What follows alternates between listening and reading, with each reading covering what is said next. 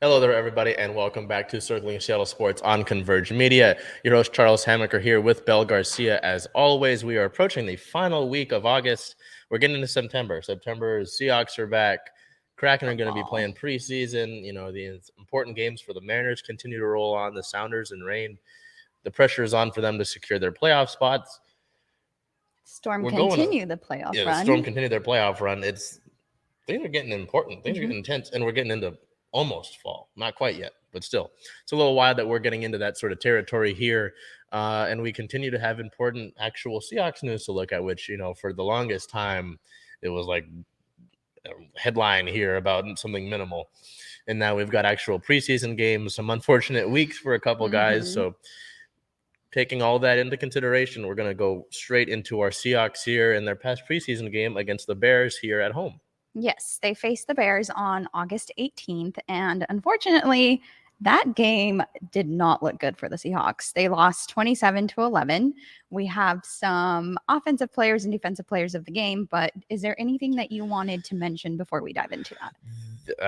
I mean, you know, if we wanted to overreact and pull the alarm, we'll get to week alarm 2 pulling. Of the preseason. Yeah, if we wanted to get into that sort of thing, then we could just go full blown. This is what the season might look like as a whole. No. They just look bad overall. I mean, special teams had mishaps. The offense, you know, this was supposed to be Drew Lock's big week. We'll get into that to start. Yes. The defense didn't seem like they could do much to stop anything. I mean, 27, they didn't get that touchdown until late in the fourth, I don't believe. So, yeah, this was just a microcosm of some issues that need to be cleaned up. Third down efficiency was poor, but that's been an issue for the Seahawks for years. But, yeah, didn't look too good. I mean, there was a lone star on offense that we both selected as we look over here towards offensive players of the game. But, I mean, outside of that, it was one of those games that's ugly, and I think you just got to flush it. Yeah, and you did mention that touchdown, our only touchdown of the game. So that is why I based my decision for player of the game, offensive player of the game, and agreed with you, actually, with Darwin Thompson for that reason again. Yeah, and it seemed like, at least to me, checking in on this game, like because we were at Storm versus Mystics game 1, so we weren't at that game.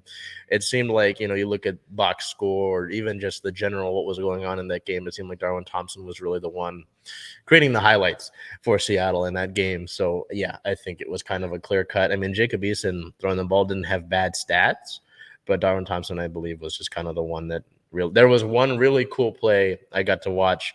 It was Jacob Eason was throwing the ball to Aaron Fuller, 2 UW guys, and Fuller looked like he had this nice, like, weird spinning catch and landed with his elbow in the end zone, but the ball hit the ground. So, unfortunately not. But so Darwin Thompson, I mean, with sort of the uncertainty of the backfield right now with injuries and Chris Carson retiring, right? I mean, this is, again, with preseason, this is your chance to put your mark out there and say, hey, I've earned some snaps here. So, who knows? Maybe we see Darwin Thompson throughout the regular season. But, yeah, offensive player of the game for me, that was pretty cut and dry. Yeah, I agree. I will also say that your pick last week also looked pretty good this game, too, DJ Dallas. So just a little something to continue to monitor there. Our defensive player of the game, I went with defensive tackle Miles Adams, who had 1 sack, 1 tackle for loss. And it just, in comparison with last game, it just feels like he's giving consistent pressure to the QBs. So that's why I went ahead and went with him. Yeah, and I feel like that's really important to note. You talk about the consistent pressures aspect of things. How long with this team have we been looking at pass rush, right? I mean, you bring in guys on the outside, but also, you know, with the 3-4, your DTs are going to be forced to stop the run. Miles Adams there.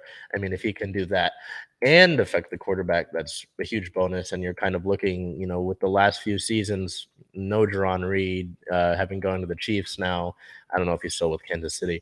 Poona Ford is kind of your main guy. I know that, help me out here. Older defense, Al Woods. Al Woods is kind of your guy there. So I'm sure Miles Adams is pushing from one of those other spots behind him and Poona Ford and Al Woods on the depth chart. But I mean, yeah, consistent pressure, that's one way to get noticed on the D-line. Definitely. So that's a good call. I went with Kobe Bryant here. I thought that It was a good game for him. 5 solo tackles. All of his tackles were solo. The 2 pass deflections, we're going to need that in the secondary, and especially with the hype that was around him. Obviously wearing the number 8, it's a big deal, for who he dedicated it to. Yeah. Right. And the kind of the anticipation, he was on that Cincinnati team that got into the playoff. So, kind of see a little bit of what you're hoping for with Bryant there. So that's why I went with Kobe for my defensive player of the game. I will just say that I don't think I'm ever going to get used to hearing that name and thinking about football. So we'll move on here to some injury news. Kenneth Walker, unfortunately, we have injury news for him. The team will, let me gather my thoughts here. The team will feature Walker. Rookie running back reportedly could get as much of the load as Rashad Penny in the Seattle running game. But some developing news here. He has a hernia issue and could face a lengthy recovery time, and Pete Carroll hopes he can be ready for the season opener. So a bit of a crusher there in terms of the injury news. Yeah, it just gets worse, though, as you look on. He had the hernia surgery, is expected to make a full recovery. The plan was to make it to week 1, and now, with the latest news coming out yesterday, there's no return date that's really solid. They haven't come up with something that's solid because he's still tender after that surgery. So, again, I talk about with Thompson and DJ Dallas, your running back room's open right now. There's no certainty there. Rashad Penny didn't play in the Chicago game either, I don't believe. He's still dealing with something, and they want to be 100% with him. So, your running back room is for week 1. I think it's going to be running back by committee. And I don't know if we see Walker until, maybe a few weeks after the opening of the season. So, again, something to keep an eye on as it continues, but not really bright considering the history of, since Marshawn Lynch, the history of running backs and the injuries. Look at guys like Thomas Rawls, CJ Procise. Chris Carson dealt with injuries. Yes. Rashad Penny dealt with injuries, obviously, for the majority of the beginning of his career. So a lot of these guys, it's like, what's going on? What's wrong with the running back room? Can we find a stable of a guy? And that was kind of the thinking with the Kenneth Walker pick. Yeah.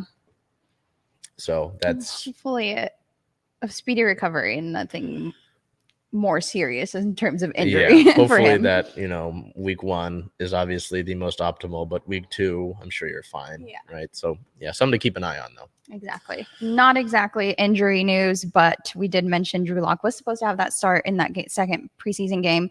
He did not get the start because he had COVID. So a mere hour after the last headline, the Seahawks QB was another headline came out that he had tested positive for COVID, and so he would miss Thursday's game. Yeah, that was unfortunate because, we got the news that he was going to be the quarterback, and that makes sense just because of their plan to get both guys time with him and Geno. And then like an hour later that he tested positive. It's like, that's just bad. So I know that over the past week, Carroll has said that they're going to feature Lock prominently against Dallas just to, recoup the time that he missed. So that'll be interesting to see how long he plays, maybe 3 quarters or so or what. But certainly not ideal. No, not at all. It was a bummer to get that news right after, as you said, an hour after. So we'll move on here. There were an injury that occurred during the second preseason game against the Bears. Damian Lewis had to exit the game on a stretcher. Later found out that the x-rays were negative and he just suffered a lateral ankle sprain. So who knows what his timeline for return will be, but unfortunate news. Pete sounded more up. The thing with Pete Carroll, in case you haven't been following, he always likes to give you the optimistic look at things. Yeah. And he said it's not going to be a long-term sort of thing, but especially as an offensive lineman, being able to pivot and move, you don't want to mess with the ankles, don't want to mess with the legs. So hoping that Damian, that's not a big deal. But from what I understand, Phil Lewis, I believe it's Phil Lewis, the guard, has impressed in training camp and was even pushing for a starting spot. So, you might be a guy who might be, you're not too much of a drop off if he has to fill in these regular season games. So I'm sure we'll see some of that. Phil Haynes, guard out of Wake Forest. We'll probably see him a lot against Dallas. with the ones, I'm assuming. They probably won't have Damian at their next game, and that'll be a big showcase for him. So that's a big, again, preseason is a big opportunity depending on injuries and such. So we'll see how that goes for Phil. Did we have any roster moves in this week? Yeah, just some stuff as we'll see more of this as well leading up to this next game against Dallas. And then after that game, as the roster goes from, we're at 85 right now, we have to get to like 53. This is going to be a big deal. Goodness. Brutal. Because I know during the preseason, everybody gets their little preseason favorites. It'll be difficult. So the team waived tight end Cade Brewer, defensive tackle Matthew Goddell, quarterback Elijah Jones, safety Bubba Bolden, and released the linebacker. This nice gentleman, his last name is very difficult. Linebacker Joel Igbunwe. So again, cutting it down, getting down to 85. So 5, they were at 90, had to get to 85. I think the next one's going to be 75, and we'll probably see that within the next few days. But then you got to get down to 53, and we start to see what the depth chart will be and stuff like that. But yeah, this will be a critical time in the next few weeks for a football team that's really searching for where it goes post Russell Wilson, post Bobby Wagner, and we haven't seen Jordan Brooks in the preseason yet. No. So I'm sure we'll see him for a little bit out there next week. But again, big proving ground for some of these guys. Well, it sounds like we'll have more roster moves to report on as the weeks go by here. We'll move on to some league news. On August 18th, the Deshaun Watson fiasco kind of came to an end, sort of. They've decided on a disciplinary settlement. The QB will be suspended for 11 games without pay and fined $5 million.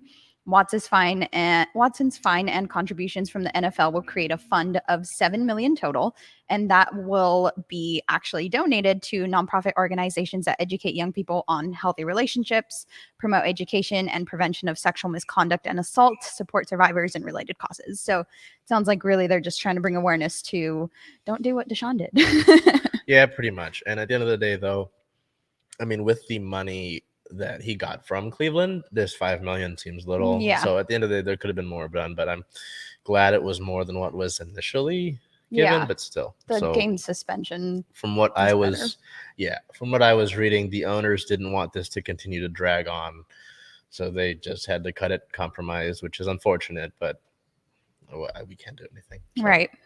That's about it for our league news. The Seahawks record currently stands at 0-2 in the preseason. So looking ahead, they face the Dallas Cowboys on August 26th at 5 p.m. That is the final preseason game and will be showcased on NFL Network. And